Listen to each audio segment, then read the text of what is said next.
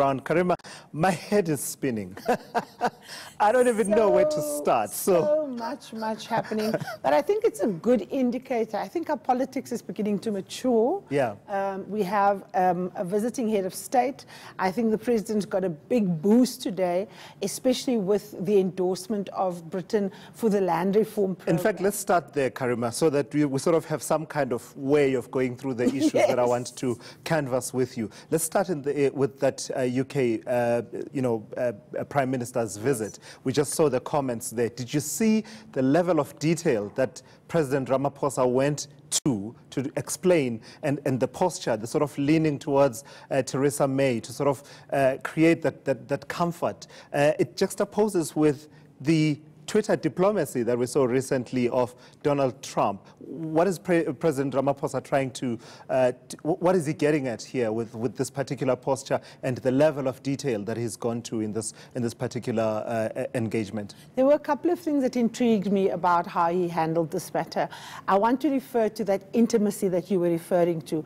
He was leaning in to another head of state. She wasn't moving back. They were sitting together, and he explained in a very detailed way how people were dispossessed and how it is important for people to actually access land if we are to create investment and jobs.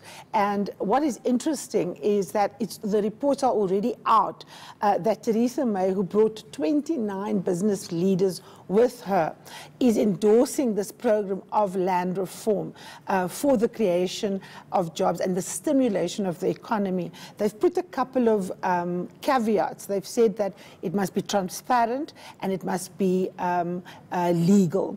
She said she likes the idea that Cyril Ramaphosa is slapping down this idea of land grabs. Now, this is a complete departure for the UK. If you remember the hysteria with which they responded in Zimbabwe, for example. So this is a massive endorsement for President Cyril Ramaphosa's international effort to convince investors that if the majority of South Africans have a stake in this country, either by owning agricultural land or having title deeds and security of tenure, that is actually going to make the country more secure and make it a sound place for investment. And I think that is what he was trying to convey with that detailed explanation that you referred to. Sure. So what is your reading of what Theresa May's agenda is with this particular visit and the kind of commitments that we've seen today? I mean, it's her first working visit to South Africa as Prime Minister, and she's been talking about a new partnership with Africa and saying she wants the UK to be the biggest G7 investor to Africa by 2022. Yeah. £4 billion to be committed, new embassies, and the growth in in areas where they have a presence already. What's going on here? Is she trying to sort of build a new path, chart a new path post-Brexit, but also while at the same time picking up where perhaps the US seems to be sort of shifting away from that position of the leader of the global community? Julius, it's important for us to remember that the EU as a bloc remains the largest trading bloc partner of South Africa. Britain is, of course, in its own conundrum in relation to the EU, but our economy is structurally tied to the countries that make up the European Union. And Theresa May is making sure that whatever happens with Brexit, that the British investments here in South Africa are secure and that they are placed in Africa. You must also remember there is a competition going on. We've just recently had a BRICS summit where you had 5 major economies, Russia, Brazil, India, China, speaking about their commitment. We had their development bank, promising money to Africa. Theresa May also made a big note of the fact that we've got a young population, and they know, of course, that unless we integrate this young population into any stimulus that you have in the economy.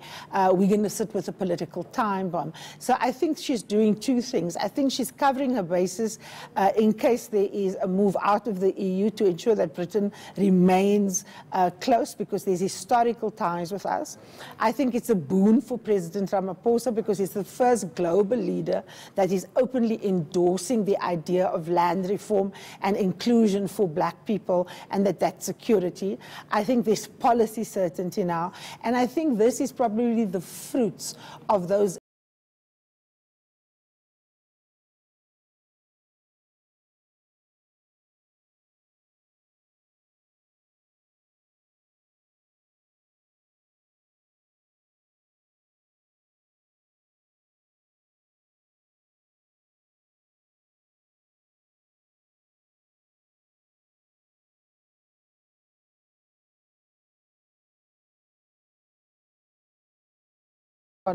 to what South Africa is doing on land and what Theresa May is doing. It's, you know, like chalk. And we've seen the exchange, of course, with President Ramaphosa also responding to Donald Trump.